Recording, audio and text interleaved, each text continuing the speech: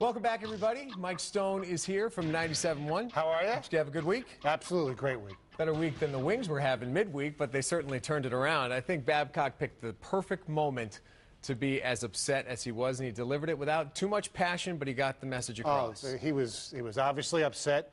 Should have been. And you know what? Let's give credit to the Joe Louis Arena fans who, some people said they should have, they booed the Wings pretty much off the ice, the Nashville game, and they deserved it. And I think that helped spark them a little bit this weekend because they played like the Red Wing hockey team, we're expected to see. Todd Bertuzzi, great weekend. Incredible. He goes on these strange bursts of scoring, and he pointed out himself today that he's definitely being helped out by the fact he's with Franzen and he's with Zetterberg. Those guys just have such a great touch when they're looking to pass the puck, and it showed again today. And Jimmy Howard had a good weekend, which was important because people are starting to get a little nervous, and in some cases rightfully so, about their goalie, but he played very well this weekend. And once they get Stewart back, whenever that is, get the whole gang together, they'll be fine. I mean, every team goes.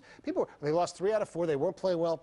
How many years did the Red Wings do this? No kidding. When they won the Cup back in 2008, they had that January that was horrendous. And last season, there were times in there where you were worried whether they were going to make the playoffs. And that's the big difference with this year because they didn't have all those. They have the injuries, yes, but they didn't have the bad start that they had last year. At least they had the good start, and they're working their way through it. And now, hopefully, and I'm sure Coach Babcock will say this too, now they're really getting some depth, some guys with some good experience who can help you out as you go down the stretch. Absolutely. And, the veterans like Draper with a goal tonight.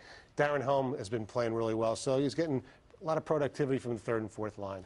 Not a done deal. Conflicting reports. Karen Davidson says they've opened up a 14-day exclusive negotiating period. What are your thoughts on Gores? Because it certainly appears that he's going to be the guy. It looks like he's going to be the guy, and I don't think any of us know. You can't judge a book by its cover. Look, I know people say I'm obsessed with it. Yeah, it's public record. He had an affair with his sister-in-law. I mean, I'm not making this stuff up. Does that make him that he's going to be a bad owner?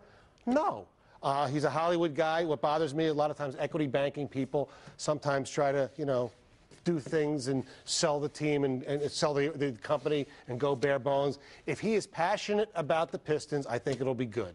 I don't think it makes a difference where he lives. If he hires the right people to run all those things, whether he wants to keep people in line, he'll be fine. But just because he's a little quirky doesn't make him a bad owner. Who knows? I'm hoping he's a cross between Davidson and Cuban.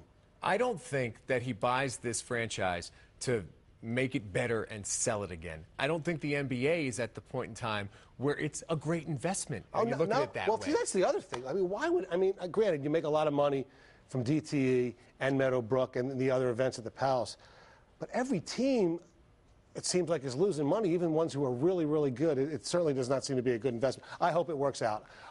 If he's the guy, more power to him, I will support him.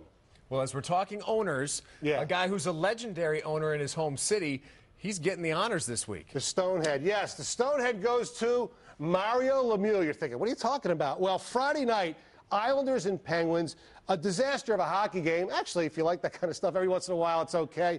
Guys get in it. There's some cheap shots. Here's what Mario Lemieux had to say. He said, hockey's a tough physical game, but what happened Friday night on Long Island wasn't hockey. Painful to watch. I can't stand when the game I love turns into a sideshow.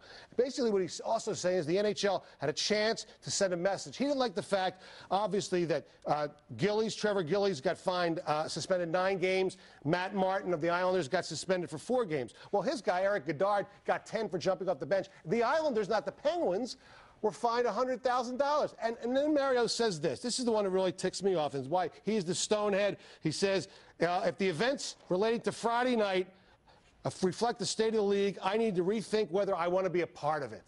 Oh, you're going to take your puck and go home like you threatened to do when you were a player? They changed the rules for you and your player? Mario Lemieux, you have Matt Cook on your team. He's as dirty as there is. You are a Stonehead. I love it when he gets fired up. That is Mike Stone from 97.1 The Ticket. We appreciate it as always. Have a great week. We'll see you next Sunday. We'll see you right after the break. Stay with us.